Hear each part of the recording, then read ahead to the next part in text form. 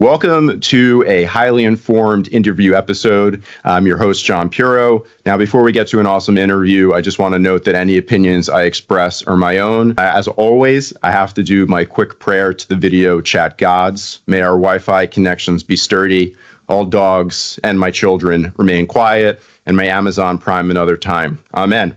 All right, now, I have the pleasure of introducing Jonathan Black, the CEO and director of CHEECH&CHONG's Global Holdings Company. How are you doing today, sir? I want to thank you for taking the time out of your busy schedule to join me for this joint endeavor. Pun always intended. I love it, John. I love it. Thank you for having me. It's a pleasure to be here and chatting with you. Yeah. No, so look, I always start off with like just the hard hitting question. All right. So, it gets easier after this. So just how right much out of the gate, huh? Exactly. just like I'm just going to crush you right at the beginning, just so it seems easier after that. So how much of your success, how much do you think what you've been able to accomplish in life is owed to the fact that you have the best first name in the history of humanity? Not that I'm biased. All of it. Every single part of it. Yeah. Okay, perfect. That's the right answer, right? It only gets easier from here. It's a great name, man. I love the name Jonathan, and obviously you have the same similar love and passion for the name that I do. So does anyone call you Johnny? Is the question. No, when I was younger, some of my uncles would call me John. I don't know where that came from. There's been other nicknames I've had that are probably not verbally appropriate to express on your podcast, growing up playing sports, because I definitely was tenacious in what I was trying to accomplish. There you go. You're gonna have to tell me that one after, right? Absolutely. And it just lends to so many nicknames. I mean, since I now am saddled with the nickname Brokeback John, since I literally broke my back cliff jumping in Jamaica, right? So I mean, I just think it lends itself to nicknames there. But that's great. So I'm glad to hear that that's worked out so well for you. So outside of Brian Gerber from Harris Supply, basically everyone that I've spoken to on the podcast came from somewhere and was working somewhere before coming into the industry. So I'm curious, out of all the experiences and/or skills outside of being named Jonathan, that you brought from your prior work history and everything into the cannabis industry, what do you think was kind of the most helpful and why? Yeah, I mean, that is a really good question. I have a very diverse background and experiences. My attitude in trying to find out what I wanted to do was learning by the things I didn't want to do, right? Engaging in things I didn't want to do. I was with publicly traded companies. I owned my own businesses myself. And so ultimately, I think the best experience that I had was really, in some of the ownership of small businesses, growing businesses, even selling businesses. I always had great partners. That was kind of the key to success. And here, Brandon Harshberger, the president of CHEECH&CHONG Global Holdings, is a fantastic partner, right? So a lot of the things that I learned was if you want to grow, how do you trust in people? And this was throughout these companies' experiences, from Standard Pacific Homes all the way to owning several different businesses myself. It became something I learned, like, in order to grow, you've got to have a way of dividing up what each person is good at, putting them in their best position, trusting the people that you have with you to do their job. And so what I took from that was obviously branding and what a company should look like and what things should feel like and what a consumer experience is when they're making that snap judgment on a product, right? They might be on their phone standing in a dispensary. They might be in front of a glass door looking at drinks. They might be online shopping. What is that experience and that consumer activation look like, right? And so that goes from branding, a name, something people can trust in, something people want, a product that you're proud of. Early in my career, I made 2 movies, not very proud of them. I produced those, raised the money, went out and made them, and had theatrical releases, and they were crap, but they made money. And so... And may I ask what they were? Or do you not want that to be public information? Are you I don't want to say, running? I don't, yeah, no, I mean, I made Dark House early on in my career. And I don't mean crap. I mean, we had some really good actors, a great director. My co-producer partner on it was awesome and amazing, but they weren't something that was going to get an award. We weren't winning an award. We put together a way of trying to monetize a horror movie into income, which we successfully did twice, ultimately. But something, I learned a lot from that, right? Like I learned a lot in dealing with, celebrities, number one, and number two, obviously, how to put together a production and a team and trust in the team and what everybody was going to do in that. So, I think that when you look at all the experiences from movie making to land acquisition to running, government contracts to working, for California Assembly and the governor in the process of working on bills, and building, multiple businesses, working on taking them public. Obviously, I was at MediaJel for a while too. Building this ultimate idea of what a brand should be, a look and a feel, is very important. But definitely having people around you, such as a good partner like in Brandon that I trust, or in previous to that Jake Litke, who I trusted a lot and liked a lot, is so important because it's so hard at the top to make a company maneuver in a manner in which you want it to grow, because you got the day to day ultimately, and then you got the long term vision, and sometimes those things will collide for a variety of different reasons. It could be finances, it could be personnel, it could be products, it could be legislation. So ultimately, in my mind, having an ability to work side by side with somebody is as important as it is the understanding. I feel like a lot of CEOs have their board, and then they have people that they kind of send orders to, so to speak, and you're operating on only so much information. So assuming a good CEO is operating on 10 to 20% of the information available to make a decision, if you have a partner in that business with you, that moves you up to 20 to 40%, right? Your chances of getting it right almost double. And so that's been kind of crucial in my experiences is finding the right team, right? I think people invest more in teams than they do in idea. Ideas are great, right? You got to have a good idea, but if you don't have people that can execute, ultimately it's just a good idea. No, 100% agree. Speaking as someone who's in intellectual property, right? An idea isn't worth anything. It can't get protected on its own. It's the team.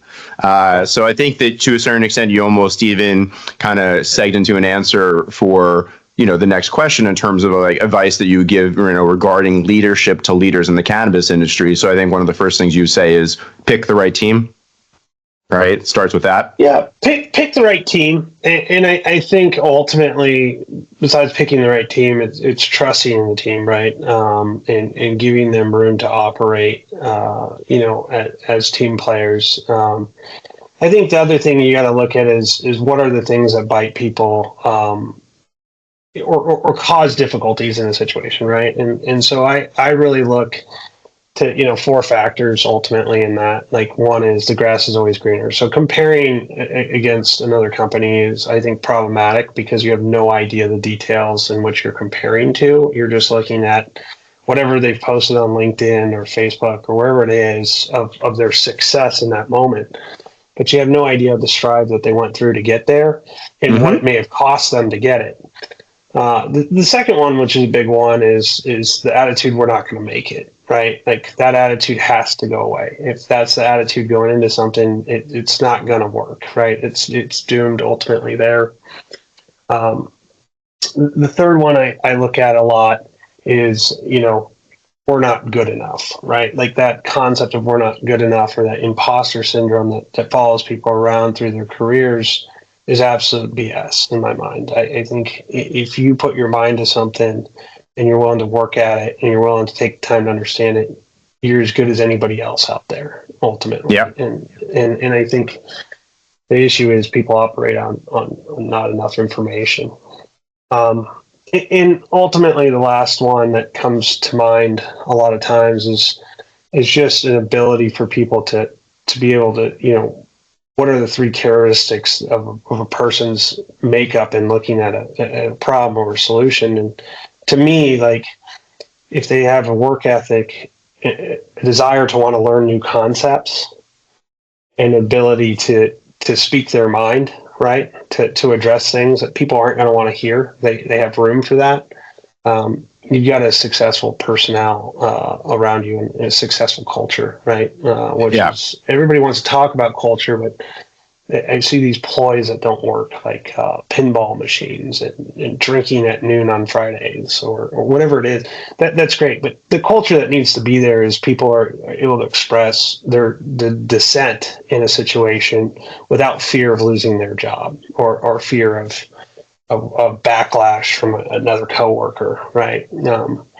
That attitude, I guess the fourth one really is like, people are out to get me kind of attitude. It has to go away, right? Because you've got to be able to express dissent. And if you feel everybody's against you, you're not going to express dissent, right? So that's kind of the four factors that ultimately, we try to look at and do. I think Brandon would say we try everything once, which is a great slogan. But I think it's a little more detailed in how I look at it and how he looks at it in dealing with the team, both internally and externally with partners, vendors, people we're doing business with. I've recently tried to put it together in my head by saying that we become what we fear. Right. And the way that you kind of express that right there is, it's negative energy in a work environment of different types. Right. We can't pull this off. Right. I can't pull this off. I'm an imposter. Right. And your goal is essentially to have a workplace environment that doesn't have any of that. Right. And even something that you could, look as being a dissenting viewpoint is an opportunity to learn something. Right. And so if you don't, and a dissenting viewpoint is an opportunity to be creative. And if you create an environment that stifles that, and, so long as you have the people who could execute it because they have the work ethic, they have the intelligence, and they have that enthusiasm, I think if you eliminate those things, I think it's just very, very astute what you're saying, that you could accomplish anything, right, with the right team members and that environment. So I think that that's super valuable, advice. What would I say? What would you say is one of the main things that you've learned as a leader, specifically in the cannabis industry?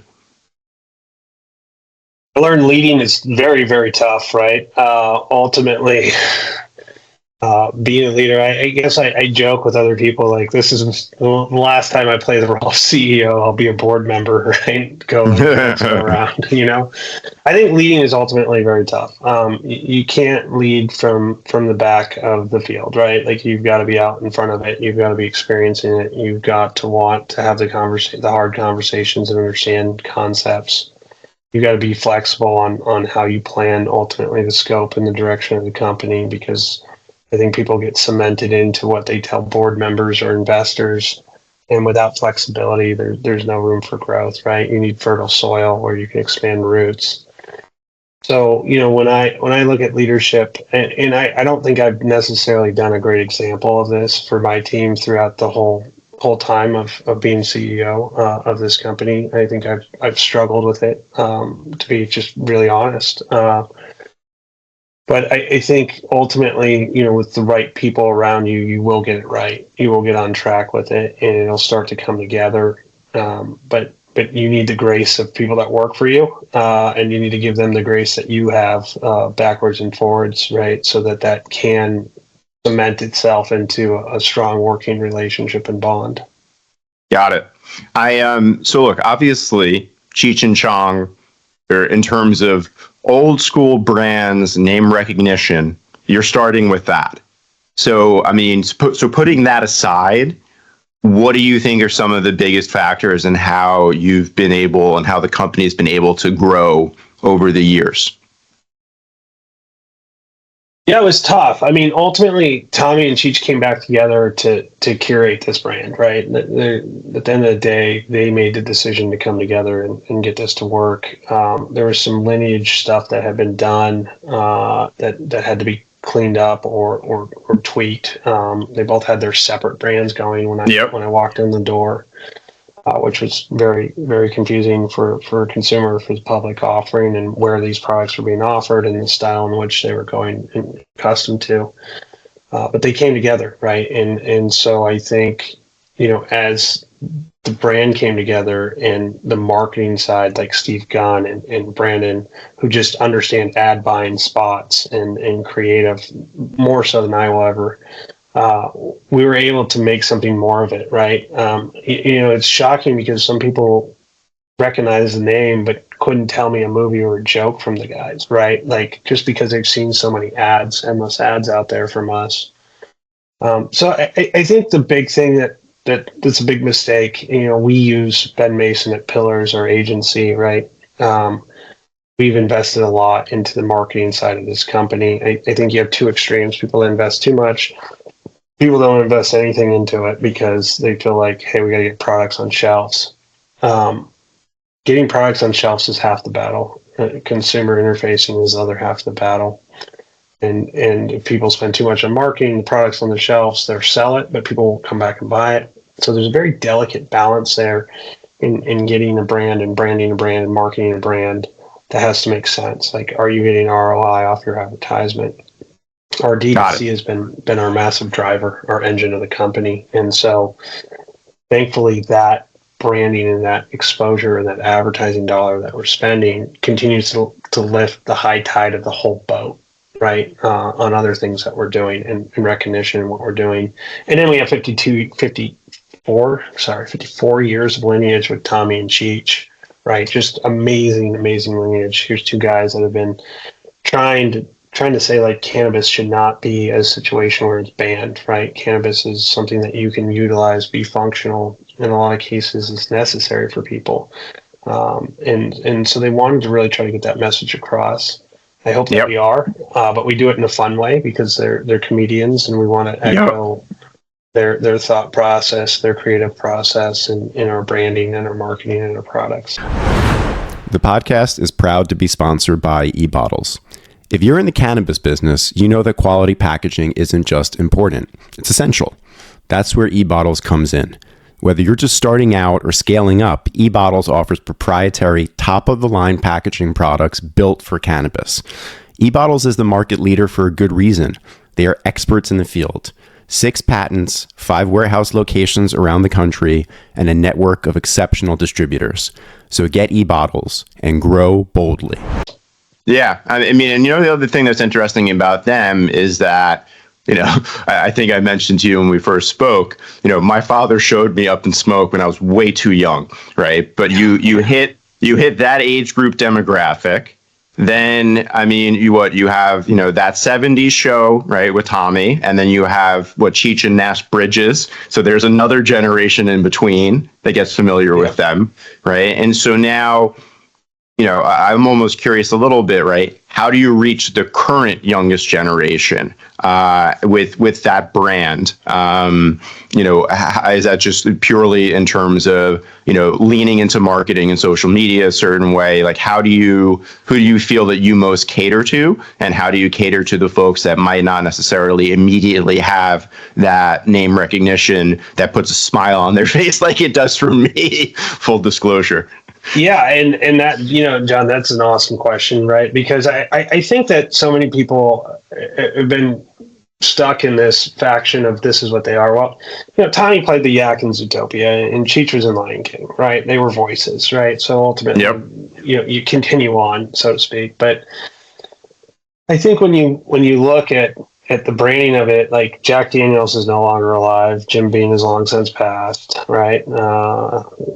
A lot of these name brands that are out there, Evan Williams is gone, right? And I'm just mentioning a few alcohol ones. There's other ones, McDonald's, so on and so forth, right? Like, these people have long since passed. And the reason why the brands continue is because of great marketing effect and knowledge of consumer. When you look at a consumer buying something in front of a glass door, looking at their phone, not thinking, they're reaching for something that they know is a product in which they want. How do you get them there, right? So Yeah, I think it's a lot of endless branding. Like we just did the Call of Duty with Tommy and Cheech. They have skins in the game, right? So again, there's another reach of another audience.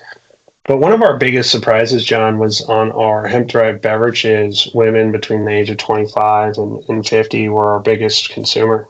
And I had always heard, well, you're not going to reach women. Like you're not, it's an audience for this, it's an audience for that.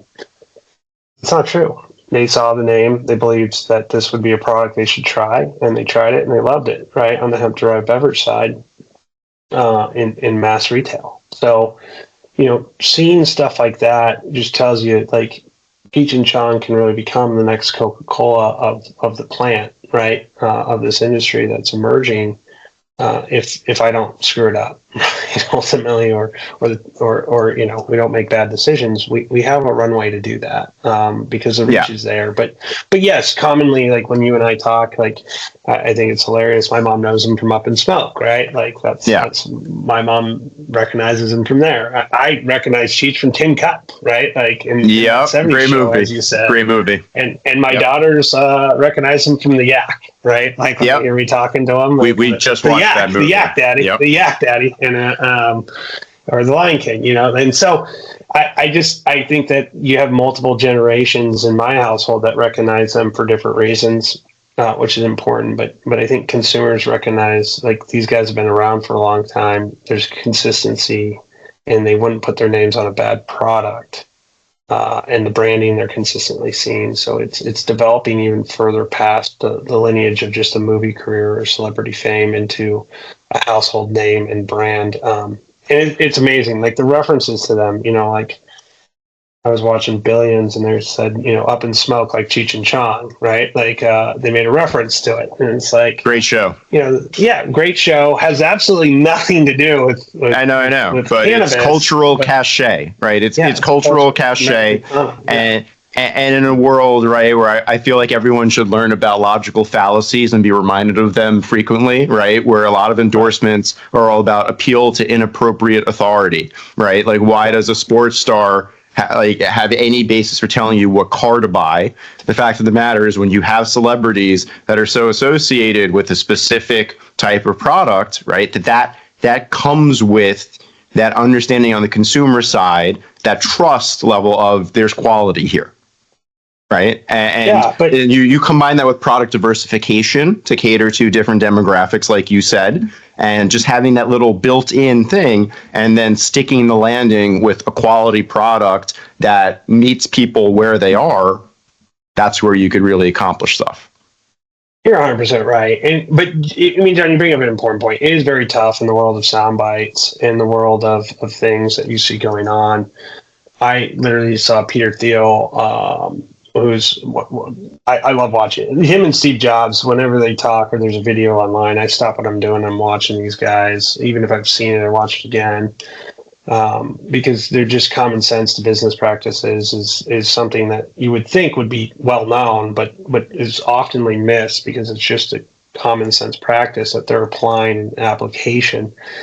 But he gave a talk. I think it was to the graduating class of Harvard or something. He gave a talk just recently talking about like the clip of the Hawk Tuohy girl, right? Like that's out there, and how this is just insanity. And so we are in this competitive means and we do participate in stuff like that for advertisement and pushing of the brand, but it is a different world, which is nice to have people that have been recognized for movies and TV, because it can ascend into the TikTok side of things that has really grown into how people understand and become accustomed with brands and things that are out there.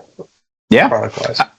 Can I ask you one time where you kind of, when all was said and done with the business, where you kind of just said to yourself, like, F yeah, right? We really nailed the landing on something hard here, out of curiosity? Yeah, we did a Benny's launch in Illinois. Benny's is a large liquor store retailer in Benny's, a lot like Bevmo in California or 7-Eleven in this specific area. And we did a launch there, and we brought the guys out, and we just nailed it. Went through pallets and pallets of drinks, and I was just blown away. We didn't know. Brandon and I were very nervous going into that situation on how this would work out, how this activation would go. It was really our first big retail activation on B2B side, which, this is the thing we're drastically trying to lift. We'd done it on the cannabis side and worked out and opening up the dispensarias in Massachusetts and New Mexico, and lines around the block, and numbers are flying and things are great. But we hadn't done it on the mass retailer audience spectrum in a liquor store, multiple service liquor store. And, we were just really concerned going into it. And, when we were leaving, we gave each other a big hug, and we were just so excited that it had worked. And we always believed that it would, right? It wasn't a disbelief going into the situation by any stretch, but you get anxiety and you're nervous about how will this go, right? How will people respond?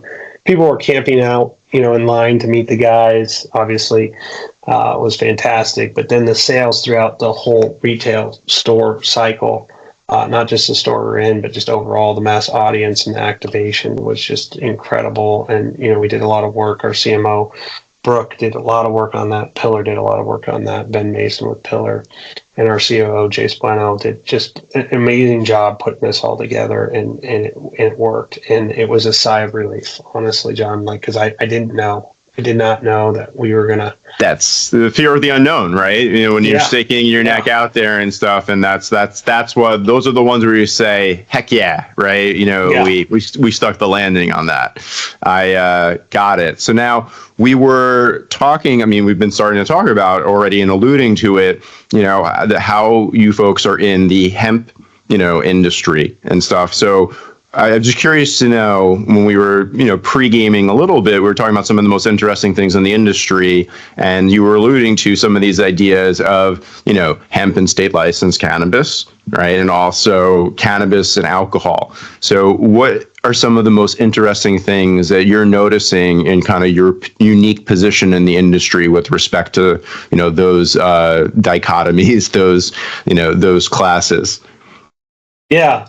Yeah, no, great question. And yeah, we were kind of going around about this a little bit before, but one of the big things I've noticed is that there's this idea that there's a war between hemp and cannabis, or ultimately alcohol and cannabis are at this divide, and cannabis is the headwind against alcohol for the slumping sales, or hemp is the headwind against cannabis for its slumping sales. And I just think it's completely ridiculous based on the numbers that, like when these seeds get planted, ultimately, people hear it enough where they get emotionally attached to it, and then they start believing it, and they start using emotions instead of facts to justify their position.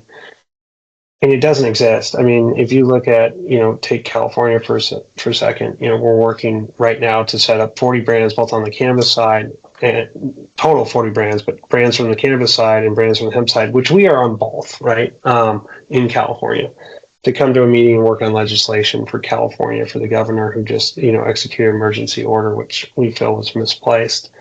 But we want to work with the governor. We want to work with all politicians on this. We don't get upset because they didn't see it our way. We just have to handle it in the manner and mechanism that we're given.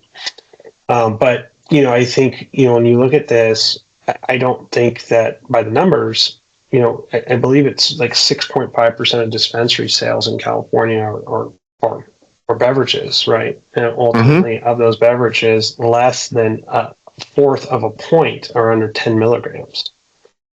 So we are not, having a low dose hemp derived drink in Bevmo or Total Wines is not affecting their business. In fact, it's opening the door to a compliance, a taxation methodology that we want cannabis to follow. We want our cannabis products. We have a CHEECH&CHONG that's 50 milligrams, right, in California, that we love. And we want that drink to be eventually on the shelves, right? You would have a beer and you have liquor. There's different proofs. There's different amounts that people drink of it. There's different consumers. Exactly. And so to think that one size fits all, or we're preventing them, is absolutely ridiculous. And then when you look at the cannabis and alcohol side, well, first of all, some of the alcohol players, i.e. the distributors, the retailers, even the production mechanisms, and we use some of those producers that make beer, have come over to this side already. We're working together. And to say there's this divide because alcohol sales are slumping is just ridiculous. During COVID, alcohol sales blossomed, and now you're coming off of that, you're going to go downwards, right?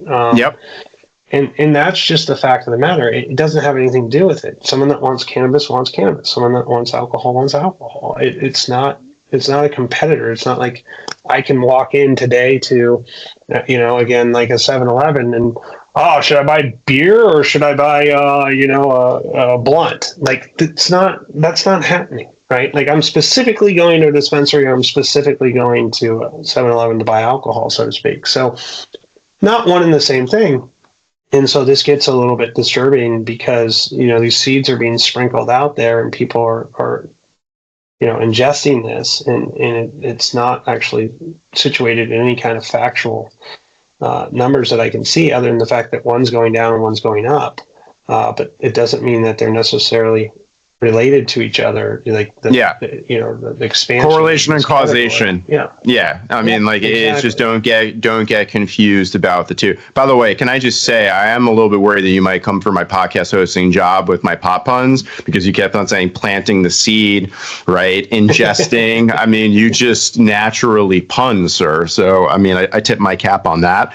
But I honestly think that one of the most interesting statistics I've heard is that statistic that you said in terms of like how strong the beverages in the state license market are, right, versus how many are low dose. And that just speaks to, when we're talking about product diversification before, to cater to different demographics, right? I always like to say, the connoisseurs versus the canna curious, right? So what that's implying is that the connoisseurs with the higher tolerance are the ones who are buying the beverages in the state license market. And frankly, for the good of the industry, we don't want necessarily higher dose things on the hemp side. Right. There is a model here potentially. Right. We don't want higher dose things because, as people saw with like Delta 8 and stuff, when people are interacting and when the consumers, this is old hat to us. We speak the vocabulary. We have the tolerance. Right. But the vast majority of consumers don't know about the different cannabinoids. And it's just this, you're trying to educate people in a time when their attention spans are smaller and smaller.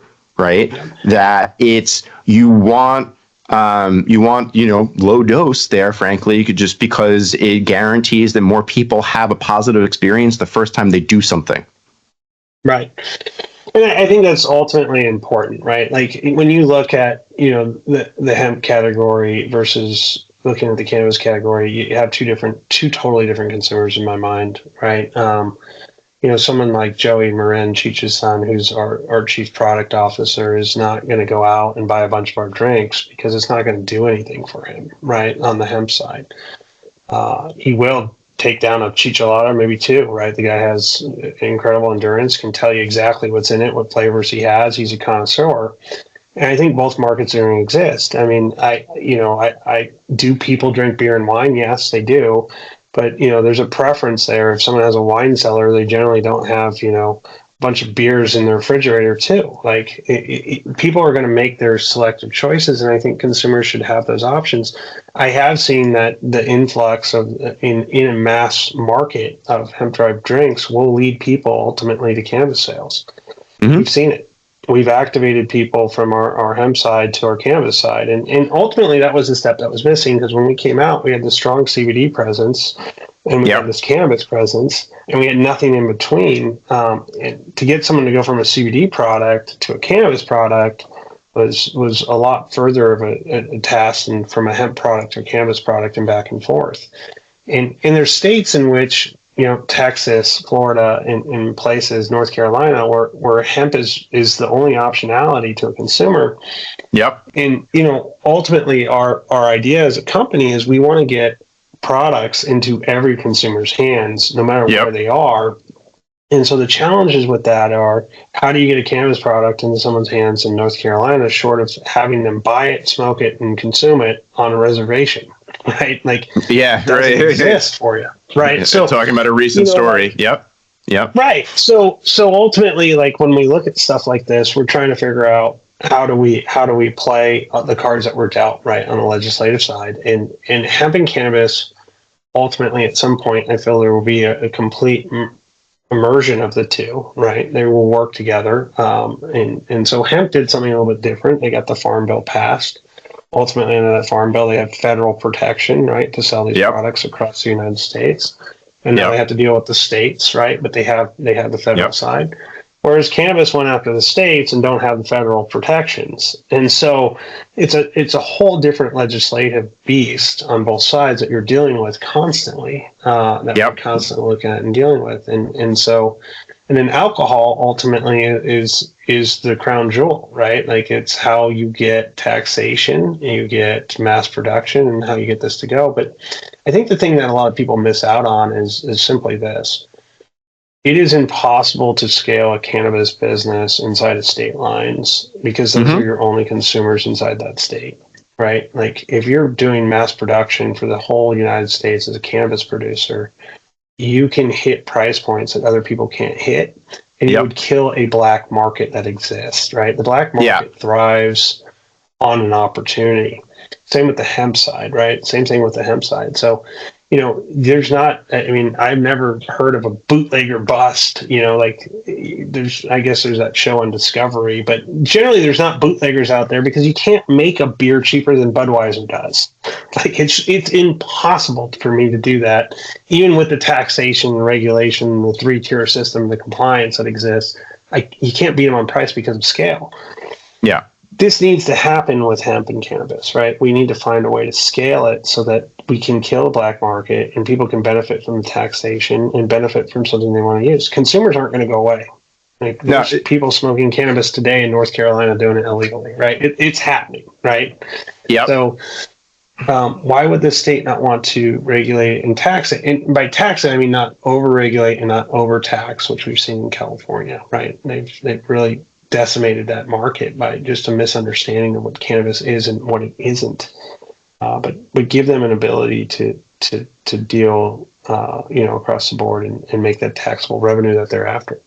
No, I think I'm a big proponent, obviously, of cannabis beverages, having been the secretary of the Cannabis Beverage Association, right? But you made, something click in my head there, right? That the way that you laid it out is like perfect, because you want the economies of scale. You can't get them on a state-by-state basis, right? The thing where there's the best economies of scale, frankly, are beverages when done right by big beverage makers. And so if you could put that product at a good price point, like the taxation structures in the different states make it very, very difficult to compete with the black market. I don't call it the black market, the illicit market. To compete with the illicit market, but that's not the problem right now in hemp. And then at the same time, we're getting to a point where the two things could kind of fuse, right? The state license market and hemp can fuse, because hemp, look, we expect some type of something to happen in the next Farm Bill or in a standalone legislation, potentially, right, in terms of not making it quite the wild, wild west of weed on the hemp side. And we're going to hit Schedule 3 and a loosening of restrictions, most likely, on the state license side, and make that a little bit more federally friendly. Obviously, the 280E benefit. And so I think that, for those reasons, like thinking in that framework that they are going to merge, some of those things click in my head that we're heading in that direction, already. Yeah.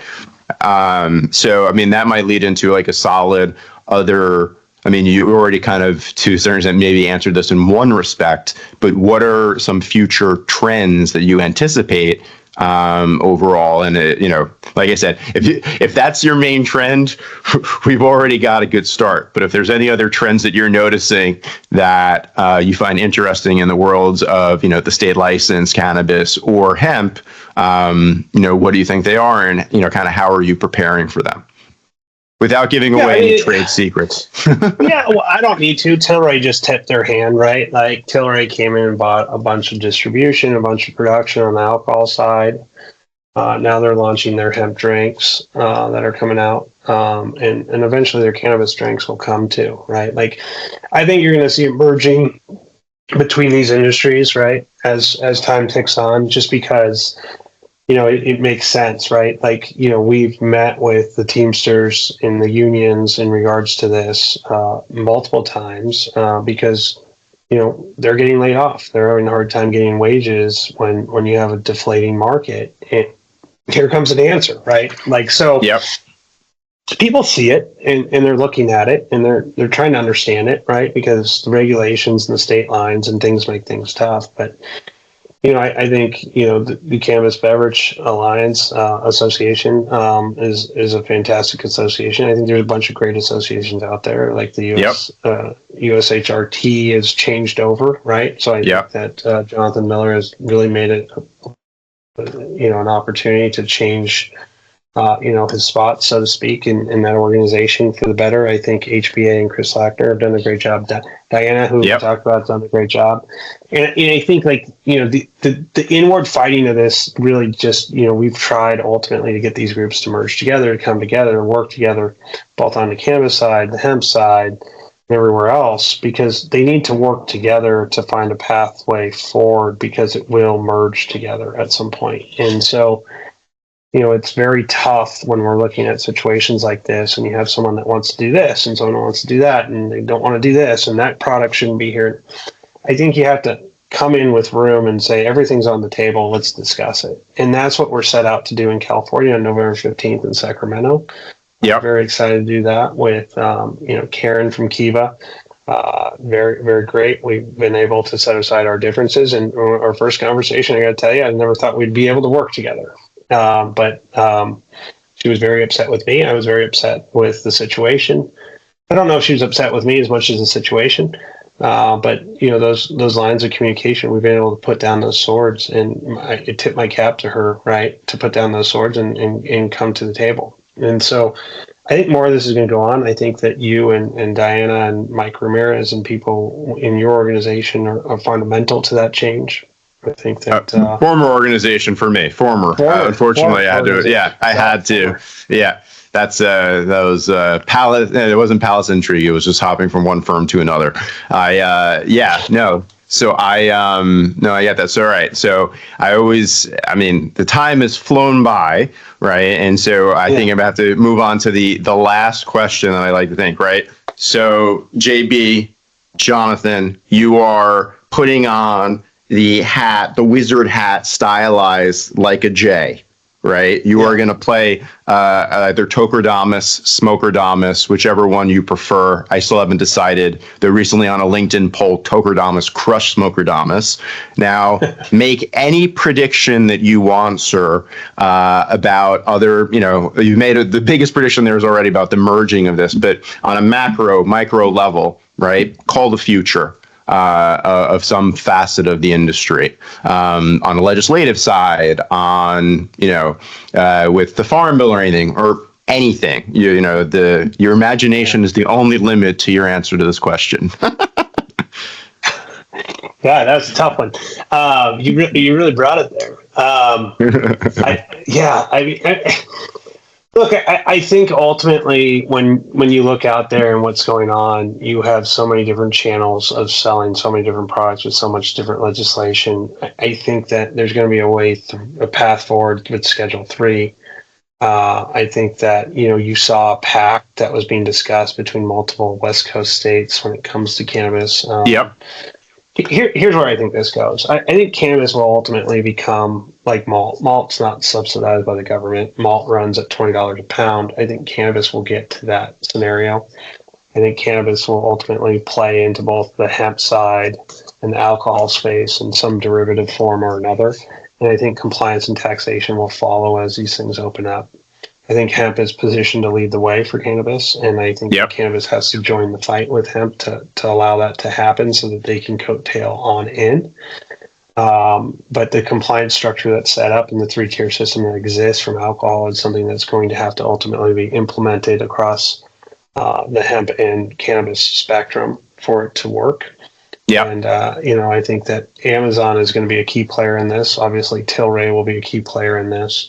And then your big retailers are going to be a key player in this. And I think the more that, you look for that opportunity to go, the better off you are. Like, You have to deal with the cards you're dealt right now and the distribution channels and retailers that you have and what products you can actually sell. And then you got to build upon that, right? As you build consumer confidence, as you build legislative confidence in your ability that this is not a black market or something that should be shunned, but something that consumers are preferring and want. And there's a safe, compliant, and taxable way to do it. I think it makes a lot of sense. So my prediction ultimately is that you're going to see, cannabis, the poundage drop, the real players are going to step forward. And it's been an ultimate mess, right? You had some OGs mixed with some investment bankers, and I've never understood how they ever worked together, but somehow they did to an extent. And some beautiful things have been built from those oddball relationships. And I think you're going to see them become very expansive into the hemp and alcohol categories as this continues on in those systematic approaches. And I think it's going to be amazing. And I do think that consumers are used to consuming a beverage. And there hasn't been a functional beverage in this country since caffeine and alcohol. And now you got one. And so I think that there's going to be a way in which this develops and rolls into a mass audience, and you're going to have another fight, what you saw on the craft beer side, and there's going to be additional fights, and we can all fight it out later, but for right now, it needs to be something that people work together and stay on the same page with. And it's like a hopeful note too. So I feel like, I'm glad that we're ending with that, right? In a state license market, that could be very, very, difficult at times, right? Never a dull moment in the dope game, always having to, bob and weave. I love ending on a hopeful note like that. So I just want to thank you again for, taking the time to join me before I stop the recording here. Yeah, absolutely, John. Anytime, man. It was a pleasure to be here with you. Yeah. All right.